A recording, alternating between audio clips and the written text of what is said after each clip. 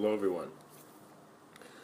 I would like to very quickly talk about the nature of darkness and what that really means in this world. You see, every human being in any act you want to do, the minute you begin the act where you are shown as to be somebody doing that act, you have created two possibilities of that person, that role which you're keeping or maintaining, and the self is all, the idea of the self is also a role. You will see that it will reach a point where the minute you accept the task, you're also bound to the consequences and the world that task creates. So once you, for example, receive a promise from someone not to say, it's as if you're respecting the way that reality is created, and that person does not want you to change their reality. So one of the first things is that you do not just need to build trust with other people, you need to build trust within yourself. Because right now the human being is at a point where he can't trust the images of his mind.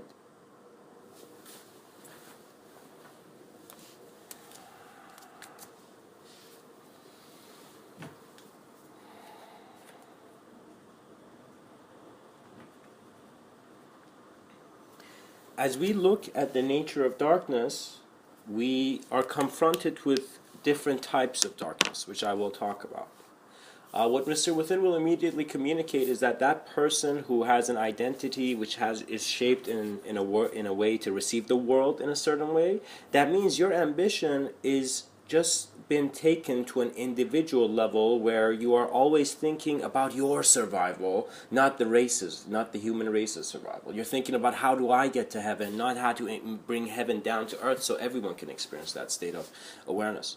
So it's very important to see that one of the darknesses that you need, and also you need darkness, Machiavelli has this quote where he's suggesting you need to have enemies to keep your mind sharp. And I could totally understand why Machiavelli would say this, but to say that now is a different idea, because we need to see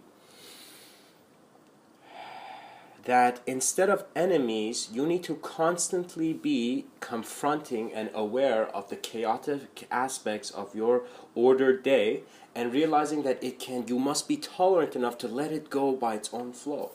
That moment where they say you can't join them, beat them, it's not that you should always join a certain ideology in a certain way and act in a certain way. It just means that certain moments in life, there was a moment where you just realized that you have to drop that plate. You have to, it's okay to let go and have certain amount of what you've built and cultivated in this life get destroyed, because that creates space for thought.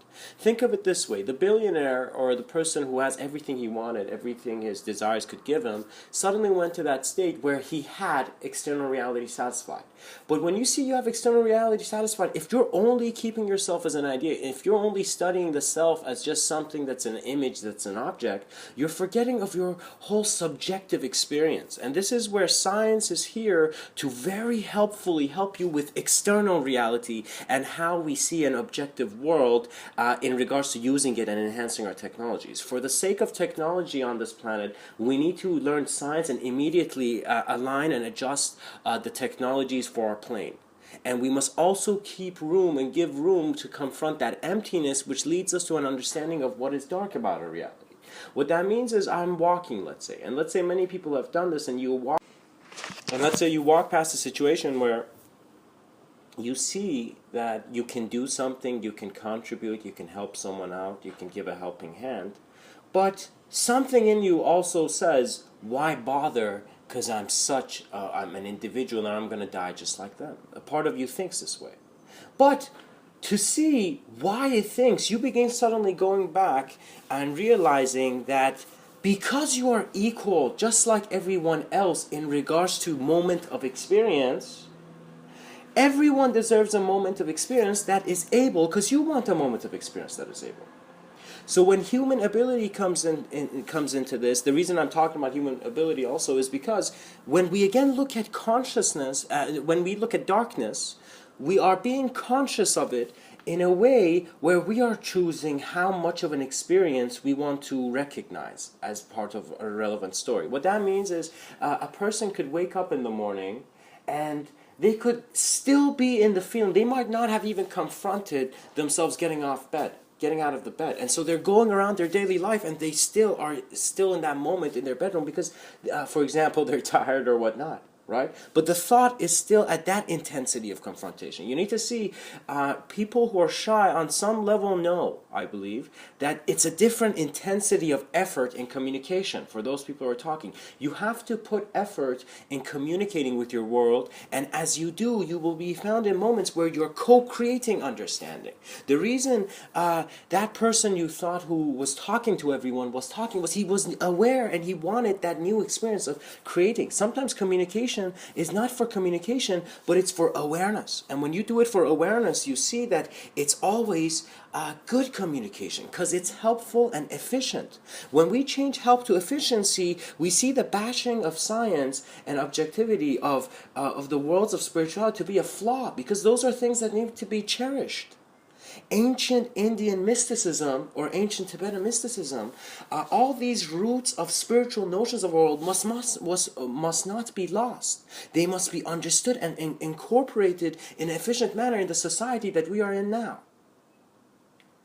And this can all be done by you confronting the other side of the spectrum of the light being that you are. You are also a being who can be an experience of darkness. And if you arrogantly assume yourself to be only a light being, you're not confronting an aspect of existential experience. The journey is you're experiencing life and you're alive and you exist. But your awareness of this must give you an infinite potential to create and be able. And so darkness showing incapability is just an idea that is not confronting more than the light it is. And what that really means is that stop being an angel, stop being a devil, stop acting as an idea fueled by only your assumptions, and begin working with the world as if you wanted an understanding that when you communicated this understanding, it would enhance other people's understanding. We need to get rid of ego for the sake of knowing what must be done to the planet by naturally tuning into our collective sense of being. Any child told to think the ideas as deep as I'm speaking now at an early age will live in a world with much more potential because one is aware of the abstraction and thought. Think of all those minutes going to depression, going to thinking about incapability, and wondering that, oh gosh, is there a pill, is there a solution, is there medicine for this? No, all there is for it is an awareness to how long you're alive here and what you want to do with your time and how playfully you're giving the existential allowance for your ambition and inspiration to be expressive in the moment. You're no longer here to try to do something where it's an achievement where people will remember you for it. No. You don't know how people will remember you because you don't know what the new generations will be. All you know is right now you can be the clearest expression of nature as the life that you are. I have dived in worlds where academia seems to be the leader in explaining it. But the person explaining it is not the truth. The person explaining it is an awareness to how your whole moment of reception is the truth. And this is an existential awareness. It's simple, and do not doubt the being that you are. What that means is if the guru is giving you too much advice, get out of that moment.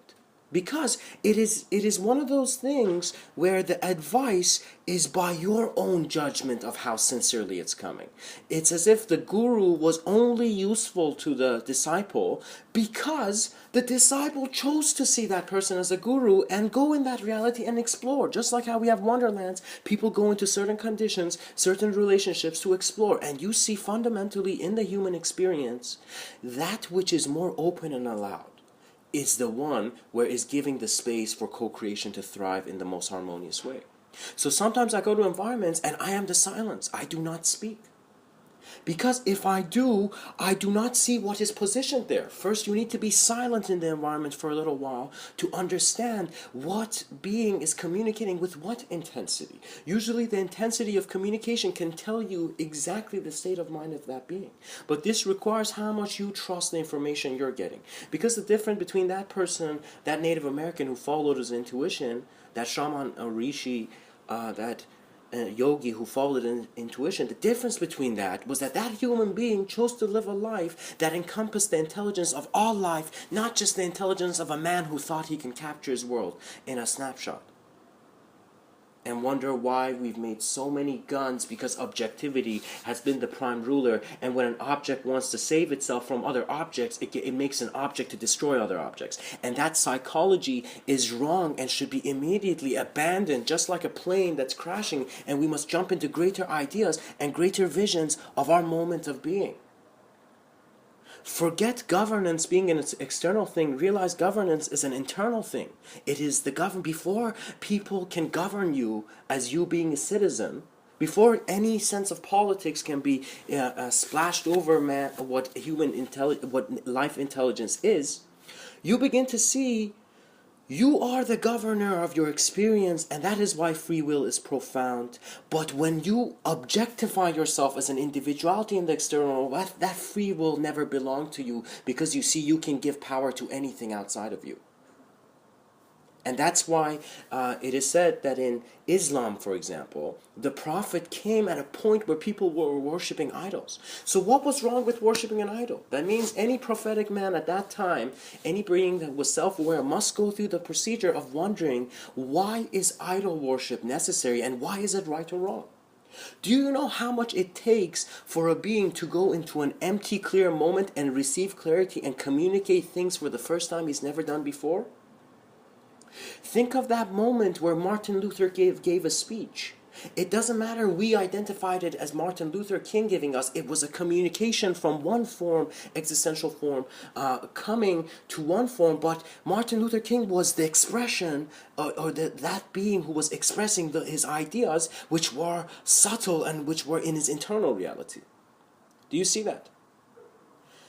When one man sees that other men are worshipping idols, objects, bodies, you're only considering the body as to be the God, you're limiting yourself of the knowing which is your greater intelligence and which is the omniscience of God within you. The book was just a book. How man's psychology treats an existential work, a work where some aspect of life has written something for another aspect of life, you begin seeing that the artist is never right or wrong, because his inspiration comes from a vision beyond. And in the sense of the Prophet, it is not of an artistic one, for that being knew that what was being worshipped falsely was inaccurate, because it could lead to troubles in how man would self-identify. So to bring a one God, to have religions, they were actually like lifeboats for man's individual psychology.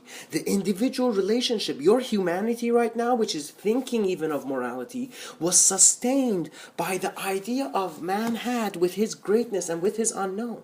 So just like how in physicality we had suddenly man taking the shape of, first evolving into the monkey and then evolving into mankind, now you're suddenly realizing that with his thought there was also an origination. So in a subtle plane of awareness, which we're calling subjectivity and which are your thoughts, suddenly something began developing there where man was no longer just a monkey. He stood on his 2 feet and he saw the world differently. And that transition of world and of his reception of his own existential intelligence was his transcendence. So as we look at transcendence, now we're beginning to see that psychology is not something that is also unique to the individual, and also psychology is where the internal and external considerations of the world are present. It's as if you are one point of a view connected to other points of view, simultaneously present in a point of view that is a greater knowing of a greater intelligence.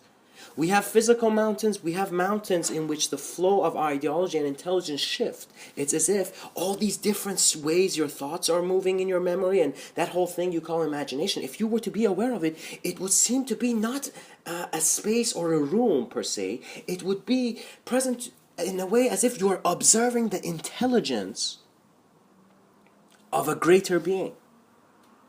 Because you are exploring your unknown factor, which is always new, and the new will always be greater than you. Because the idea of you is based on the past, it seems. So as we embrace novelty, darkness becomes of two things, in which darkness can be your experience of how the character in the story can suddenly, in a very chaotic way, die or deconstruct or dissolve. Or you can begin seeing that there is no darkness when there is no temporal aspect of you that can fade. What that means, in any constructive act, there is a observance of emptiness before, and in any deconstruction act, you have an observance of emptiness before it happens. So in construction, you're aware of the nothing that is there, and in deconstruction, you're aware of the nothing. But some people get aware of the construction and how something's made, and suddenly forget that they need to also be aware of the clear observance which is found within your moment of being, that is being observant of the story and the character, in ways where you can let your character go gently. So you need to see that death is something which the masters, ancient masters, knew, in a sense the yogis and mystics knew, that it was a transition. But it wasn't a transition that you could know where it was to. You could be aware of if you cultivated the knowing. And what that means is, if you lived in a certain way, your mind would function in a different way. And you would see that, wow, man's mind has the ability to be harmonized by his concept. We say a soul, but it's actually your collective intelligence, which is formless and unspeakable, but it is present in the way you can know it. You can be it, and you can see, not see it per se through image, but know it through direct experience. And that's when the clouds have moved and you have found a limitless sky in where before you would see a meaningless face. And you would see that a prophet is a very aware messenger. And the messenger knows his existence, his life purpose, beyond his image. That means when he woke up in the morning, his eyes were not saying, hey, you're here to go get this, to pay your house, go do this, be nice, go look good, go get a good life, go get something. Those were not his. He understood that his life experience, his value in his life, was the message where he would emanate. And so this is where you would see that the prophet was a human being who went into greater states of consciousness. Because as he did, he questioned himself to then see that the trust he found was the trust of eternity and existence. And that trust was the momentum in which the message that communicated through him was the message of all life. When people saw him spoke, it wasn't a man. It was an aspect of life.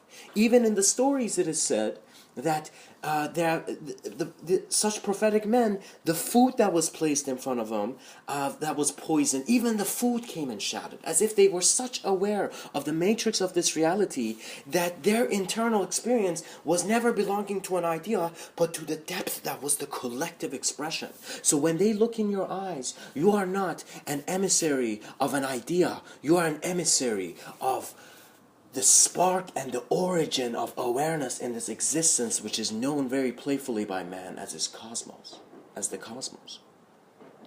And the cosmos of experience is right there. And it has always been here. And darkness will begin to again be seen as something that will fade. You will no longer see it as a character in a story who's banned to some hell, but you will see that you are an experience of a great character, regardless of its suffering, and that experience is great because it sees the darkness beyond its ideology. So man is transcending as a practice. The mystics and yogis were very advanced human beings. Very advanced. Even though they sat on dirt, they went into the cave in the Himalayas. They were advanced in the sense that they had taken an object of meditation, which was the concept of God or Brahma, and they would see that not in any object, but within all manifestation. And the knowing of that would be very, very beautifully transcendent. Your experiencing is transcendence. Your experience is transcendence. The object of experience is not transcendence, but a sense of transcendent intelligence is keeping. Eternity has always kept that which could not see its eternity. So know that you are kept by an existential intelligence that wants you to be like this. It's as if when I sat down and looked at the stars, you know, when I laid on a field late at night alone, I just saw that I could be just a physical expression as anything else. My face could look like anything else, but the way it looks like this, it's as if there's an existential allowance. So in this allowance, as you observe the nature of awareness, you will begin to see that you will not confront darkness as your worst idea or your fear. Because you'd be suddenly a being who confronted your fear in an instant. You would in an instant forget all the lies you're telling yourself, and you'd see that you know who you are, and you will walk with flaws until you realize you were never flawed. And that is flawless understanding. So you would see darkness, and darkness will forget, it would fade. And you would see darkness has been as much of an allowance of a world as much as the light has. But they are connected, because without the light, without the darkness, the spectrums would not be satisfied. And so this is where Rumi, a very profound Sufi mystic, an enlightened being, had this quote where he's like, beyond the ideas of right doing and wrongdoing, there is a place. I'll meet you there. This is a quote by a man 800 to 900 years ago. And what this means is that beyond this elusive world of being lost in thinking that you're doing the right thing and wrong thing, you gotta have the ability to get rid of the act, get rid of the player you think you are, and just stop and be like, all right, I'm just a human being. You know, and in that simplicity and humility, always dive into clear view.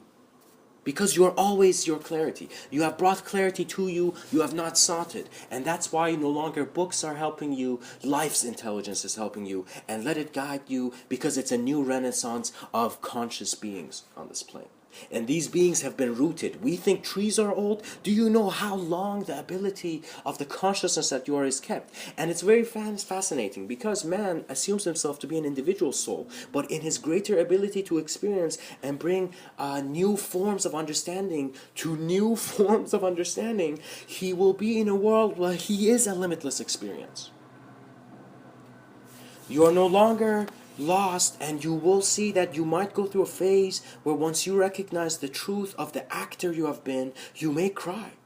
And I certainly did, because it was not a crying of, oh God, I'm suffering, oh I'm so poor. No, it was a crying that my whole life I had gone through a process where I was not being aware of the value of every moment. It's as if I thought every moment I was making money, but no, I was experiencing life, and what did I receive?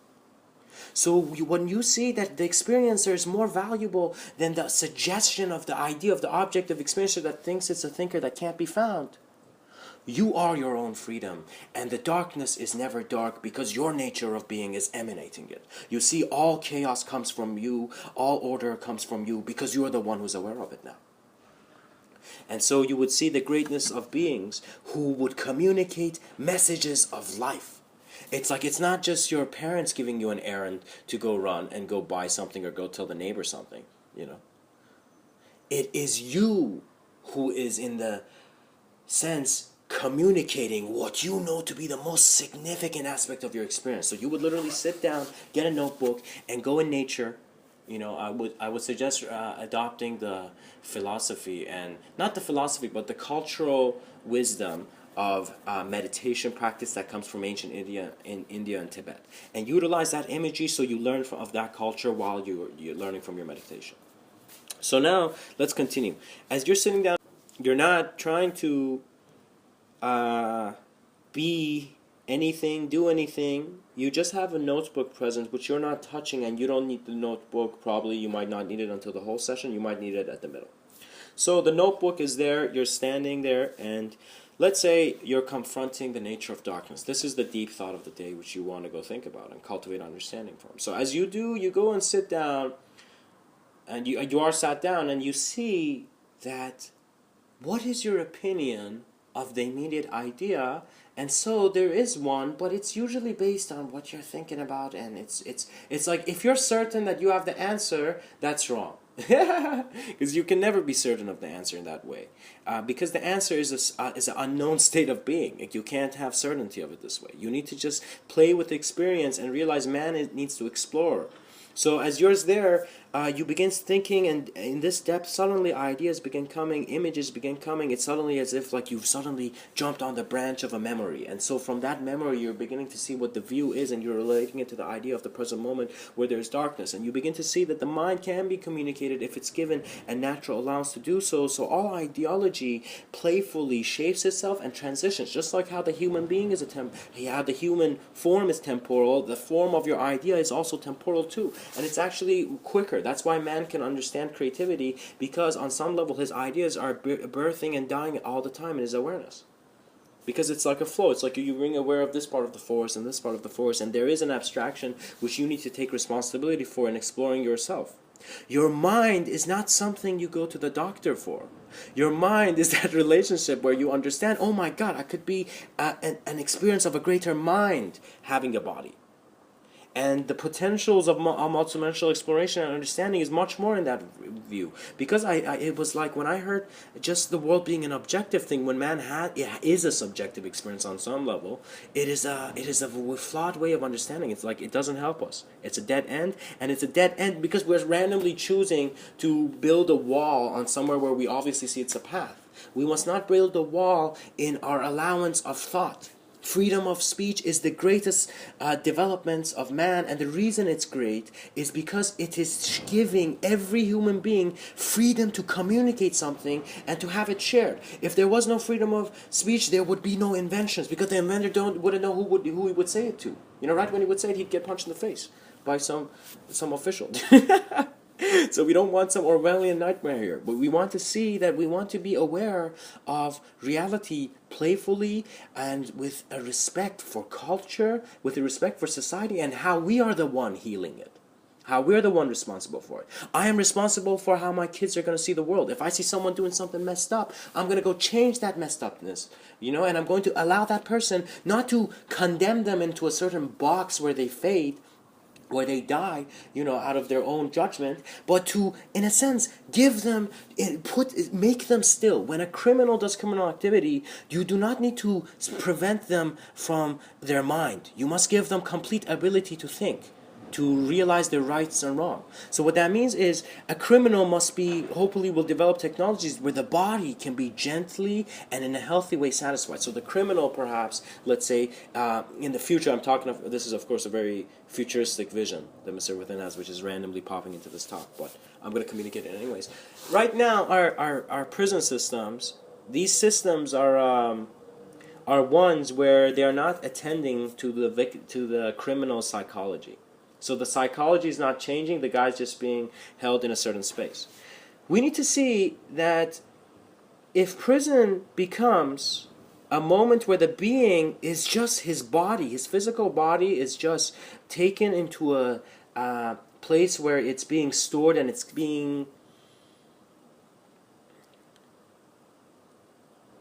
Just like that Chronicles of Riddick movie, visualize those scenes where they had this technology that they would go into this liquid and the body would be preserved in the liquid, right? As the body is preserved in some liquid technology that is constantly giving it nutrition, because the nutrition is being passed down through liquid technology, you will see the physical body of the criminal is getting healed, but on a subtler level, he's also experiencing life, and also as he's experiencing, he's learning. Let's say this is one idea, and so just some ideas on criminality. We must not do a criminal action to a criminal by preventing their mind to expand. Criminals must become extremely have extreme access to knowledge of self-maintenance and how to maintain thought, body, and breathing, and in a sense huge amount of meditation techniques. Meditation is not something you have to know, but it's something that if you learn its techniques in your authentic manner and how you engage it authentically for yourself in a way that is helpful, you will begin to see that it's just a self-maintenance tool, where the idea of meditation is just suggesting that certain practice can give you certain awareness.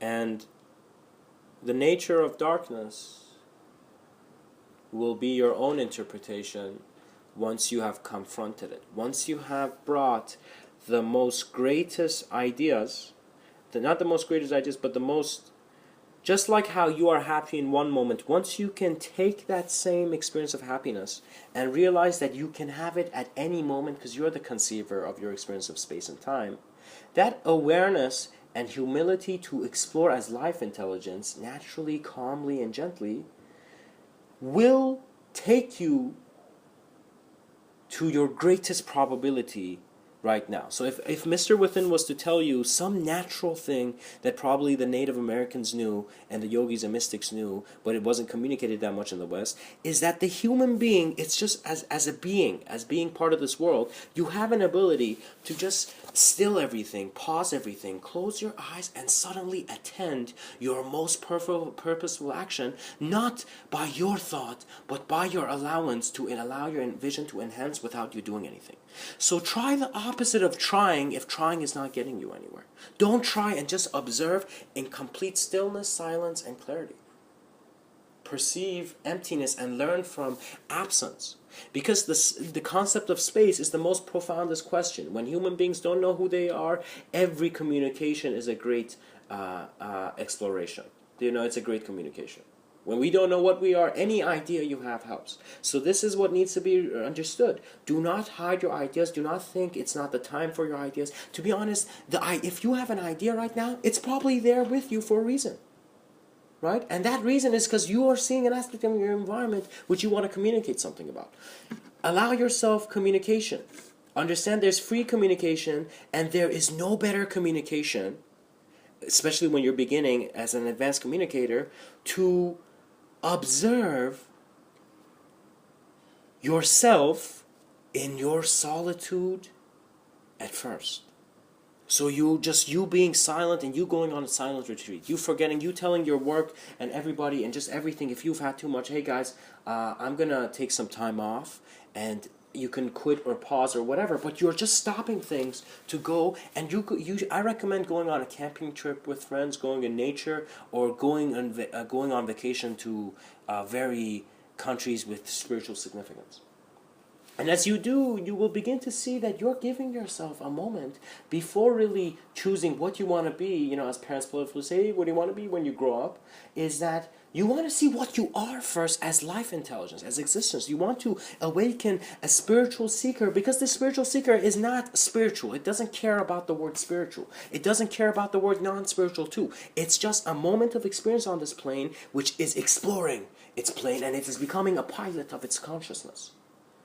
It is taking responsibility for its experience and realizing, I am both the wrath of my worst idea and also the grace of my best. And as I am present, my presence is my strength. The presence of the prophet was his strength, was the strength of life. The greatest communication of a holy man is his being, is his attitude, which is transparent, because he is showing how life is life. When I go to public, when I talk to people at gatherings, at let's say parties or whatnot, you begin seeing that these people,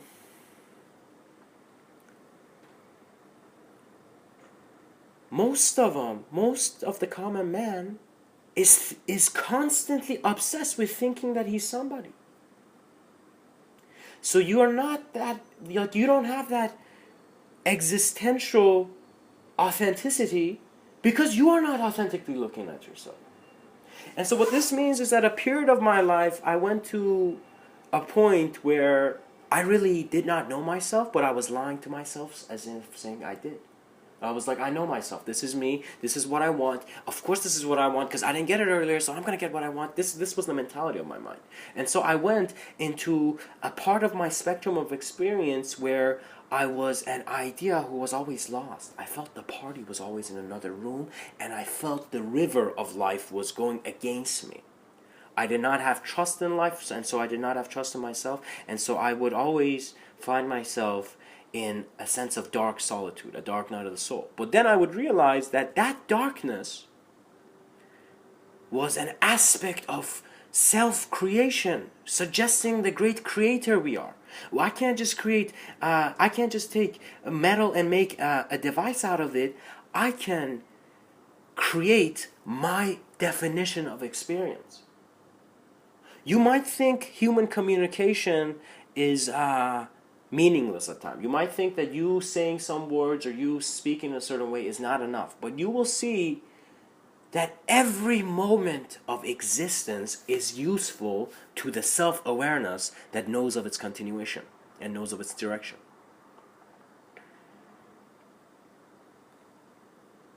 Darkness begins as something you're not taking responsibility for, so it's some dark thing outside of you that you can be deceived in.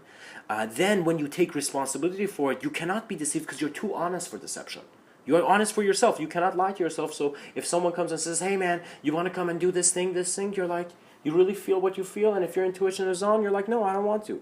And later on you realize that you made a good choice. So it's very important for you to get to that point of seeing that nothing dark or evil or hellish can touch you, but the idea of hell and the idea of what the dark images that you have, those images can touch you like crazy. Because if you choose to be an image,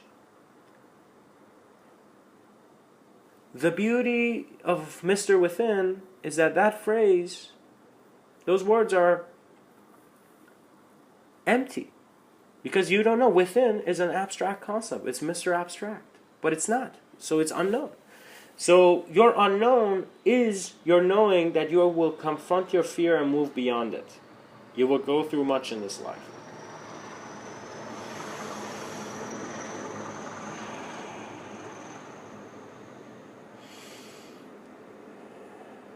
Do not think what you have been living like has been wrong. Your manner of living has perfectly been sufficient. It is your awareness and your collective awareness to your individuality that will align you to the greater intentions of what needs to be done in this world. In other words, what the beauty of the great leaders before was that they saw external problems, but man now is having internal problems. So the visionaries and speakers who will talk about internal problems need to be beings who they are so honest with themselves that they are like, it will come from my emptiest space of clarity where I will grant the voice for life to speak. And these beings become prophetic in nature. You realize it's never you who is the prophet. There's never a physical prophet. Even having too many names for a prophet is wrong because you're objectifying it. You're playing with that idea. A prophet was a messenger. Trust the message, respect the message, and learn from the message because that message was given so you know what to do now. Do not let any ideology be dulled down by someone who's not your experience of that idea. Your experience is more profound. You could be a man walking in Portugal for the first time and suddenly feel as if there are things you're remembering that are only beautiful truths you can communicate to your son. And so that's why you will see that the father figure is very important because it communicates that which has brought you here. If you are a parent and you're not satisfying your duty as on some level, as if you feel like you need to be there for your child but you're not, it's very important for you to suddenly be aware that you need to co-create with the youth to understand the youth. And that co-creation means for older ages, older generations, and our seniors to very compassionately come and give us their meaning and teachings, and for the youth to be respectful enough to listen to them. One of the greatest advantages that the youth has is to enhancing human communication. Only the youth can do things that our elders could not do. The youth have a responsibility to bring the greatness of this world and the greatest ideas of man into manifestation. And I thought, gosh, I didn't want to do homework. My life's work is to attend my whole moment of experience very compassionately and with full ability and trust in life. And you will see that trust in life will get rid of darkness because it will show you that the nature of darkness is your own emanation. It's coming from you. And you will begin to see the darkness shining in ways it had not before because your intelligence and awareness has just gone a multidimensional leap. Multidimensionality is something in which we may utilize very profoundly, but if we do not, it creates a source of confusion. It's as if at this point, all the engineers, cosmic engineers in this whole cosmos, if there were any, they are just manifesting their intention on this plane to help bring this creation in its most satisfied way. Because we right now are only taking responsibility of our experience of time from past to present. There will come a time where your internal experiences will suggest that that experience is of future to present is from internal experience to external experience. And that understanding will come where we need to confront our future responsibilities as well. So we already see we are responsible to our design because the cosmos made us to be in the cosmos. So what that means is mankind will see that he must transcend selfishness to a degree that he is beyond a formed intelligence, and he's the formless intelligence that has always worked with himself. And this is where the concept of future selves becomes an area of profound study. You will see that the protractor communicated lines and curves, straight lines and curves at the same time.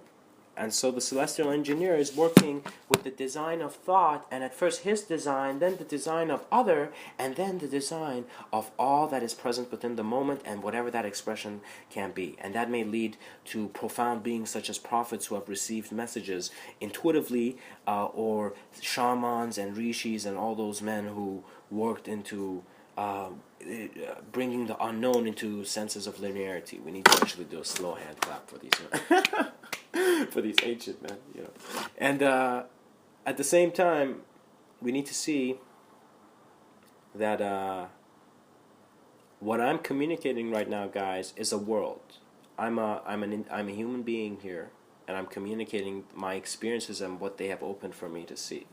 I am seeing that we do not have stable systems of acknowledging multidimensionality. It's as if we're acknowledging any idea as any idea.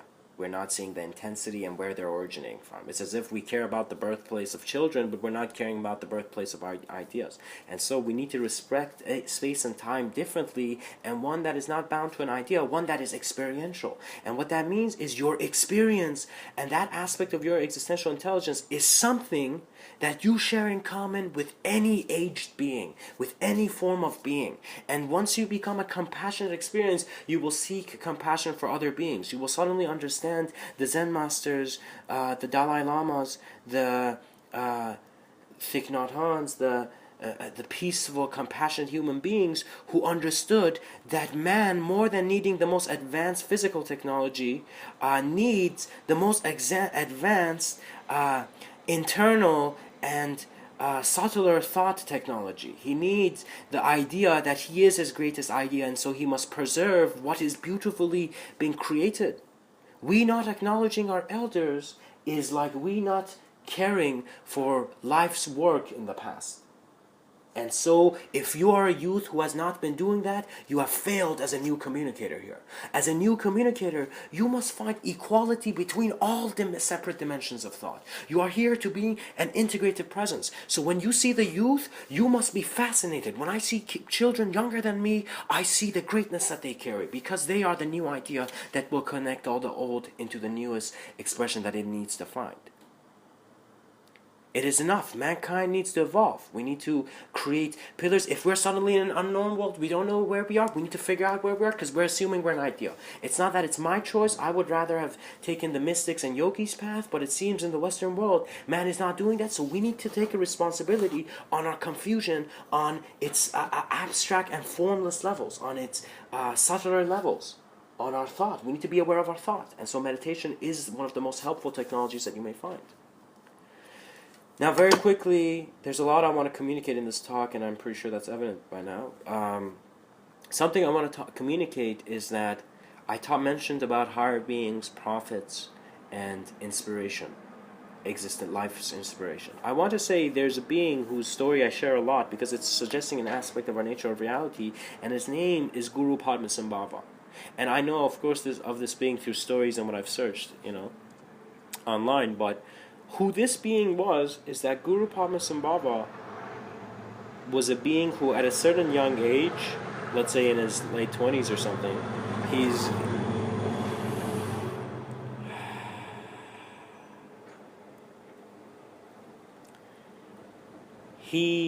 is by some river, and suddenly he meets this princess, and he's a very realized being at a young age, and so he begins enlightening this princess. And I don't know how he does it, but anyways. So the king finds out, that his princess has been with this guy, and so the king gets furious, and the king of that time's like, all right, bring this kid, we're gonna burn him in front of the whole village, And so the whole village gathers around, and so they build all these blocks of wood, and it's just fire. So they pretty much build a fire setting for him. Before they light it, they tell him to go sit. And so what Guru Padmasambhava does, and he goes at that young age, he just accepts whatever life is telling him at that moment, and he goes and he sits down. As he sits down, he goes into meditation. He goes into a meditation pose, and it's as if he in an instant he's walked into a different room, And so what happens is that as he is there, suddenly that fire begins to burn. The whole village is observing him. He's burning the fire is burning around him. Suddenly the fire is so much that you can't see him. He's in the middle. A long time passes, and as it does, more people go in shock in seeing that this man is still lying there, and the whole fire has finished, and there's ash all over his face and body, and he's still in constant meditation, and his skin and his body is untouched. At that moment, the king freaks out and pretty much gives his whole kingdom and his daughter to him, right? But what happens is, at that point, that being realized, he had to accept reality to go and let it be a lesson to other beings. Because you're not only here teaching individuals. You're teaching your moment of experience all that your moment of experience knows. There are no terminals aside from your moment of experience communicating with what it is aware of as a moment of experience. So it's constant focus into focus, as if we're an infinite camera lens constantly going in and out of focus. As this is happening, maybe the camera's not being used properly, and so you can become aware on deeper even levels, which is very beautifully carried and shown in the lineage of meditative teachings, is that the truth was one that did not want anything. It did not want to touch anything. It did not want to be anything. It was so untouched that its recognition was the absolute. And so realized beings are realized because they're aware of their real eyes. And you can see if someone's aware of their real eyes. And a realized being is not a being. So it's the student's responsibility to stop expecting a perfect teacher. There is no perfect teacher. Life is your teacher. The guru is very kindly giving his whole life in being a source of reflection for you. A guru is an existential mirror, and that is why it is not here to satisfy you, and you're not here to satisfy the guru. You're here to learn from the presence of that being. What that means is there is no object worship, idea worship. There is more meditative practice and understanding of experience. Even prayer is what is meditation? A moment of observance to experience. Even prayer is a moment where you are creating something. Don't think that the artists are only in ones who can draw on the canvas. Some of our greatest artists has been those kind, compassionate beings who prayed. The way Mother Teresa perhaps prayed was the most greatest artwork ever known to man, but nobody could see it, and that's why she was who she was, because she knew that would happen, and she did not need to communicate it in ways that was elusive. And reality is found to be very efficiently workable when you are clear. So to confront darkness, to handle your fears, to handle anything which is suggesting a world you don't like, you must just do that. Go confront that world, and confront it through a peaceful platform, which you go and you could do it peacefully one afternoon after lunch or something. confront chaos one afternoon after lunch, with a drink, a beverage, a tea or coffee or whatever. I wouldn't recommend coffee though, so tea. So and you will see that when it comes to confronting darkness, you are simply confronting your spectrum of definition, your spectrum of what is meaningful, and in doing so, allowing yourself to not be defined, but to be simply aware in the present moment, untouched by ideas so heavy that you wonder who you are and what's carrying you. You know yourself, but you need to cultivate this. You need to sit down and study who you are and what you are as a being, and then make realistic decisions in handling externality. Never ignore rationality when when communicating with externality as well.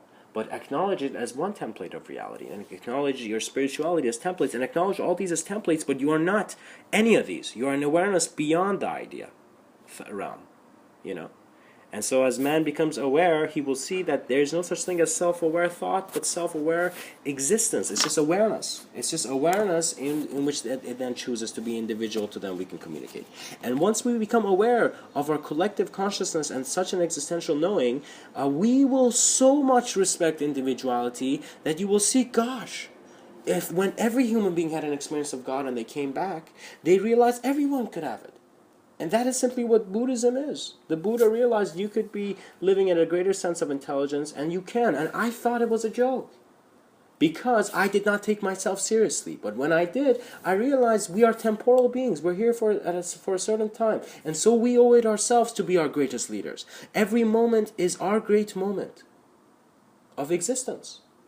Life is fragile, but not a fragility that needs to constantly be simulated as an idea or a world that you can't survive in. Survival was never your task, it was life's task. Man is an idea which is his own self-creation as a collective intelligence, consciousness. Know yourself and learn from yourself. Some of your newest definitions are not going to come from the artwork of others.